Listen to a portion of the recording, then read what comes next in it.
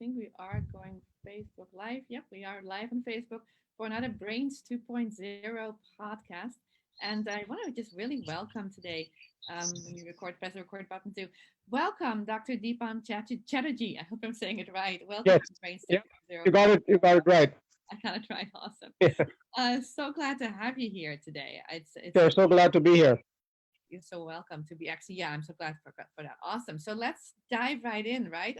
I love to interview people on this podcast, really looking at the brain psychology, what's going on right now in this field. So, Sure.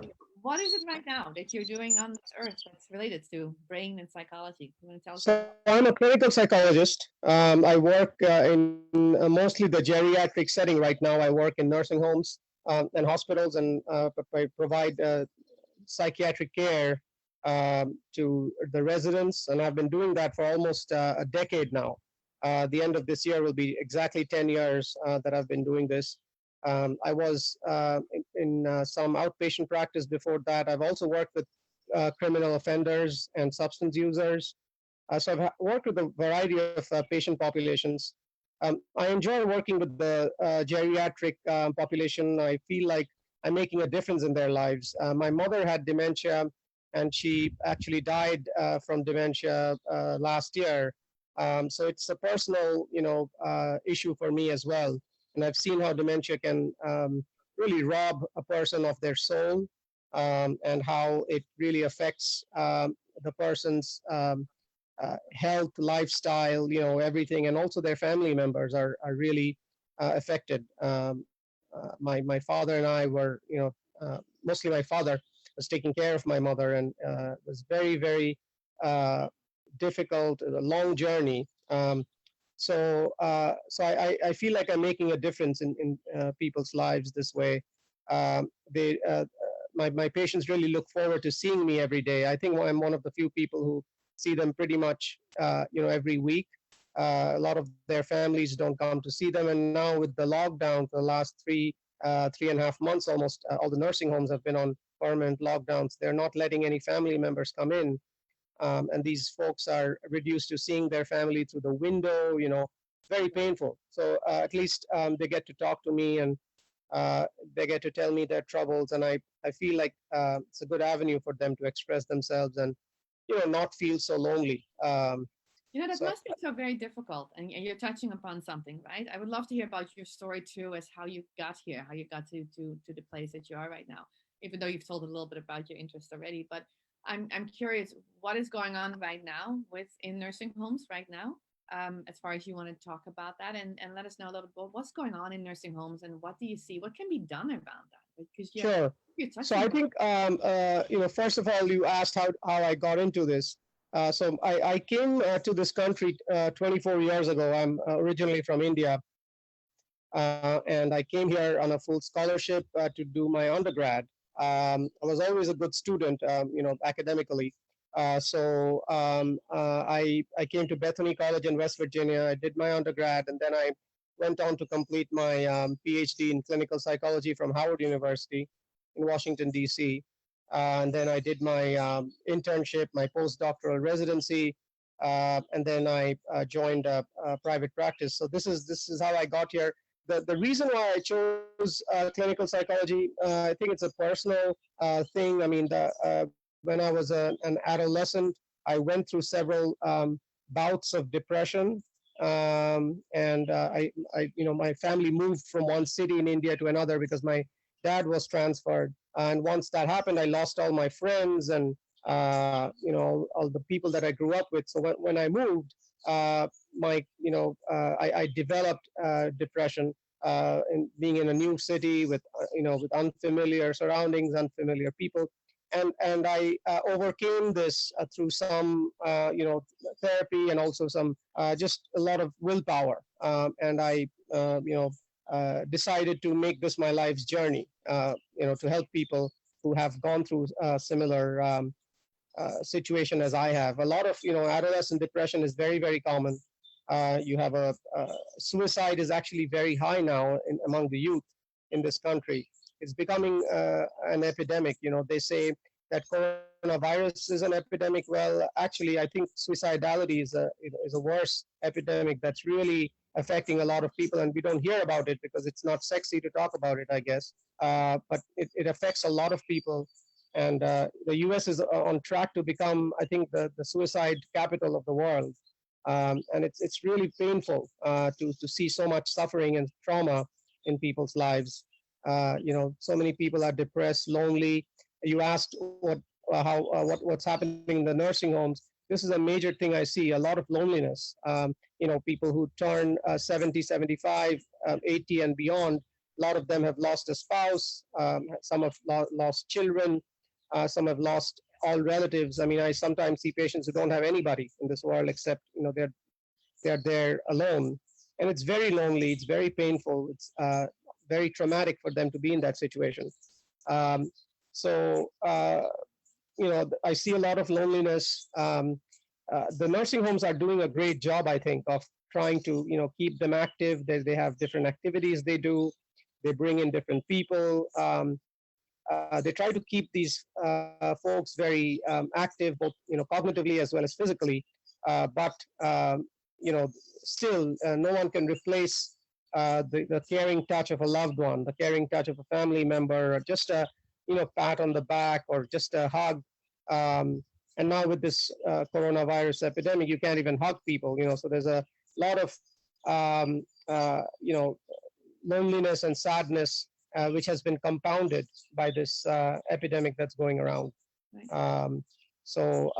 That's what I see. But I always have hope. I'm a very optimistic person. I have hope for the future. I think that these people are connecting with their loved ones in different ways. They're using Skype and other technologies, although it is not the same as physical connection.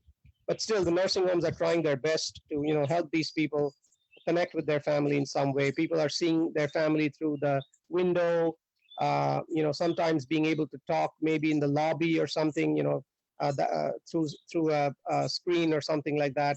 So they're doing things, but I think once this pandemic, is over with, I really feel this. People need to pay more attention to loneliness, depression, things like that nobody wants to talk about, because you can't really see loneliness, you can't really see depression. You can see a pandemic going around, but you really can't see depression visually. So it's very difficult for people to understand how much of a problem this is in this country. I think the last time I saw the statistics, I think almost a quarter of 25% of this country has had a diagnosis of major depressive disorder, which is really, very serious. It is, and a lot of people who are depressed eventually become suicidal, or a proportion of that becomes suicidal. So it What, is, what is what do yeah. you see as a solution? What do you see as we are? Yes, as COVID, of course, is getting less and less, hopefully. But at the same time, as you see this, what do you think is a solution for this major problem we're having around depression, anxiety, right, suicide? I mean, where do you see it? Yeah, Where do you feel like it needs to go? I think we need to instill more confidence in people. I think we need to instill more faith in and belief in themselves. I see a lot of people who are very uncertain about who they are. I don't know if it has anything to do with childhood, but just I think instilling more self belief in people, I think, is important from an early age, and not having boundaries with children, but also teaching them that they can achieve things on their own, that they don't have to always depend on somebody, or because I see a lot of people who depend on others for their happiness, who depend on a partner or somebody else to make them happy, and they feel like if that person is somehow is not happy with them, somehow their lives are not uh, fulfilled in some way. So I think more self-belief is important. I think a lot of attention and funding also needs to be given to mental health. Again, like I said, we do have a parity law, which was passed under President Bush. But the Mental Health Parity Act has not really been implemented, I think, in actuality. There's still a lot of stigma around mental illness. People still don't consider mental illness to be as important as physical illness. So I think that's a major problem. So there needs to be a systemic shift in this country in the way mental health is recognized, and the importance given to it through funding, from the government. There needs to be an active effort. Otherwise, I think this is going to. I'm more worried about, frankly, I'm more worried about depression and suicidality in my patients than coronavirus. This is going to go away. It's a virus. It will run its course at some point of time. But depression is not going to go away. Trauma is not going to go away. And it's only going to get worse. And with the lockdowns, we are already seeing increasing number of people who are becoming, who are using substances to manage their stress, who are indulging in domestic abuse. There's a lot of, anger, loneliness, all this being compounded by this lockdown. And so, it doesn't bode well for the future. So I'm really worried about more about that than I am about this actual virus. Yeah, no, I totally agree with that. So if people who are listening and are curious about or want to get in touch with you, first of all, I want to just how can they get in touch with you? What's the best way? People saying, yeah, I got to do something too, Sure. maybe for myself or more as a movement speaking as well, right? How can they get in touch? Sure. So I have a website. It's drdeepanchatterjee.com. But I think the easiest way to get in touch with me is my email. It's deepan, deepan _c at Hotmail. And my phone number, which is 202-288-2834. So I give out my phone number to everybody. Patients call me all the time, their families, because I feel like I should be available to them. When I'm seeing them, when I'm talking to their families, I need to be available to them all the time, and I try to do that unless I'm sick or on vacation or something like that. So yeah, I don't mind people contacting me and asking me about issues and things that they have, and I'll try to help them to the best of my. I'm not a, obviously I can't help them with everything, but I can definitely try to help as much as I can, or connect them with somebody who I know who can help them. So please don't hesitate to give me a call or email me if you have any questions. Awesome.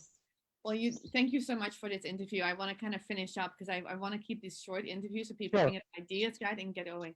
I can see the concern that you have, and the movement does need to change.